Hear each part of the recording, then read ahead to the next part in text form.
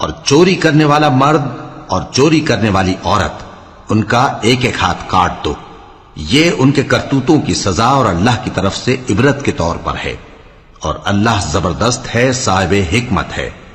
پھر جو شخص گناہ کے بعد توبہ کر لے اور نیکوکار ہو جائے تو اللہ اس کو معاف کر دے گا، کچھ شک نہیں کہ اللہ بڑا بخشنے والا ہے، بڑا مہربان ہے۔ کیا تم کو معلوم نہیں کہ آسمانوں اور زمین میں اللہ ہی کی سلطنت ہے، جس کو چاہے عذاب کرے اور جسے چاہے بخش دے، اور اللہ ہر چیز پر پوری طرح قادر ہے۔ اے پیغمبر، جو لوگ کفر میں جلدی کرتے ہیں، کچھ تو ان لوگوں میں سے وہ ہیں جو منہ سے کہتے ہیں کہ ہم مومن ہیں لیکن ان کے دل مومن نہیں ہیں، اور کچھ ان میں سے جو یہودی ہیں، ان کی وجہ سے غمناک نہ ہونا۔ یہ لوگ جھوٹی باتیں بنانے کے لیے جاسوسی کرتے پھرتے ہیں، اور ان دوسرے لوگوں کے لیے جاسوس بنے ہیں جو ابھی تمہارے پاس نہیں آئے، باتوں کو ان کے مقامات میں ثابت ہونے کے بعد دور لے جاتے ہیں، لوگوں سے کہتے ہیں کہ اگر تم کو یہی حکم ملے تو اسے قبول کر لینا، اور اگر یہ نہ ملے تو اس سے بچنا، اور جس کو اللہ گمراہ کرنا چاہے تو اس کے لیے تم اللہ کی طرف سے ہدایت کا کچھ بھی اختیار نہیں رکھتے۔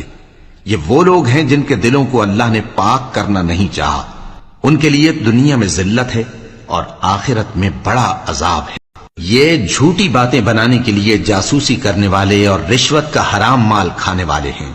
اگر یہ تمہارے پاس کوئی مقدمہ فیصل کرانے کو آئیں تو تم ان میں فیصلہ کر دینا یا روگردانی کر لینا،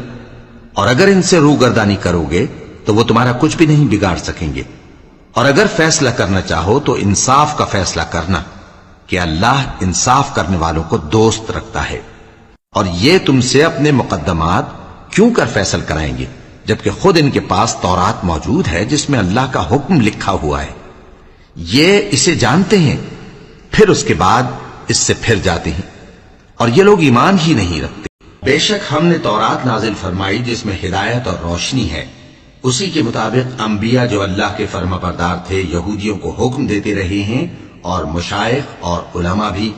کیونکہ وہ اللہ کی کتاب کے نگہبان مقرر کیے گئے تھے اور اس پر گواہ تھے، یعنی حکم الہی کا یقین رکھتے تھے۔ سو تم لوگوں سے مت ڈرنا اور مجھی سے ڈرتے رہنا، اور میری آیتوں کے بدلے تھوڑی سی قیمت نہ لینا،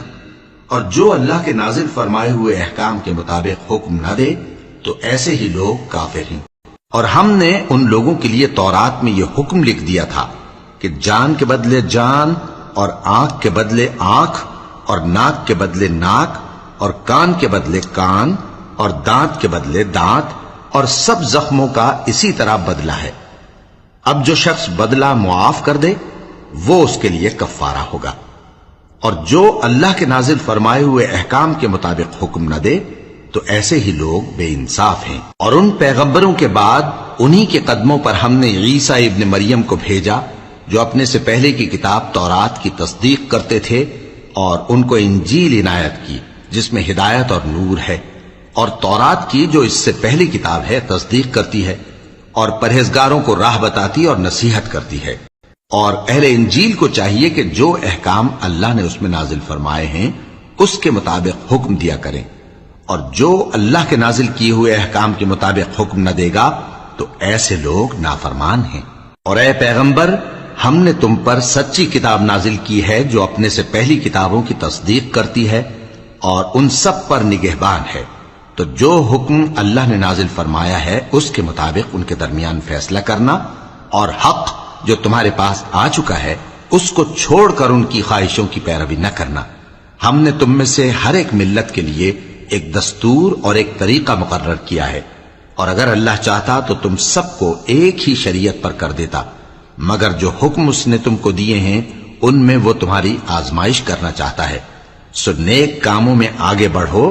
تم سب کو اللہ کی طرف لوٹ کر جانا ہے، پھر جن باتوں میں تم کو اختلاف تھا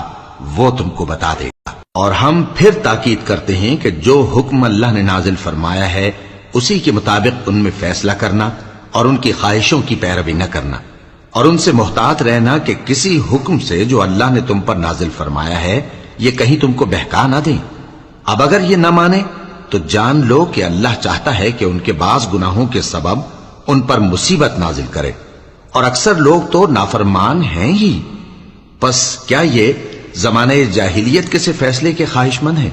اور جو لوگ یقین رکھتے ہیں ان کے لیے اللہ سے اچھا فیصلہ کس کا ہوگا۔ اے ایمان والو، یہود اور نصارہ کو دوست نہ بناؤ، یہ ایک دوسرے کے دوست ہیں، اور جو شخص تم میں سے ان کو دوست بنائے گا وہ بھی انہی میں شمار ہوگا۔ بے شک اللہ ظالم لوگوں کو ہدایت نہیں دیتا۔ تو جن لوگوں کے دلوں میں نفاق کا مرض ہے تم ان کو دیکھو گے کہ وہ ان میں دوڑ دوڑ کے ملے جاتے ہیں، کہتے ہیں کہ ہمیں خوف ہے کہ کہیں ہم پر زمانے کی گردش نہ آ جائے، سو قریب ہے کہ اللہ فتح بھیجے یا اپنے ہاں سے کوئی اور امر نازل فرمائے، پھر یہ اپنے دل کی باتوں پر جو چھپایا کرتے تھے پشیمان ہو کر رہ جائیں گے۔ اور اس وقت مسلمان تعجب سے کہیں گے کہ کیا یہ وہی ہیں جو اللہ کی سخت سخت قسمیں کھایا کرتے تھے کہ ہم تمہارے ساتھ ہیں؟ ان کے عمل اکارت گئے سو وہ خسارے میں پڑ گئے۔ اے ایمان والو، اگر کوئی تم میں سے اپنے دین سے پھر جائے گا تو اللہ ایسے لوگ پیدا کر دے گا جن کو وہ دوست رکھے اور اسے وہ دوست رکھیں، اور جو مومنوں پر نرمی کرنے والے اور کافروں پر سختی کرنے والے ہوں،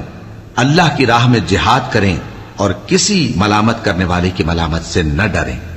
یہ اللہ کا فضل ہے، وہ جسے چاہتا ہے دیتا ہے، اور اللہ بڑی کشائش والا ہے، سب کچھ جاننے والا ہے۔ مسلمانوں، تمہارے دوست تو اللہ اور اس کے پیغمبر اور وہ مومن ہی ہیں جو نماز پڑھتے اور زکوٰۃ دیتے اور اللہ کے آگے جھکتے ہیں،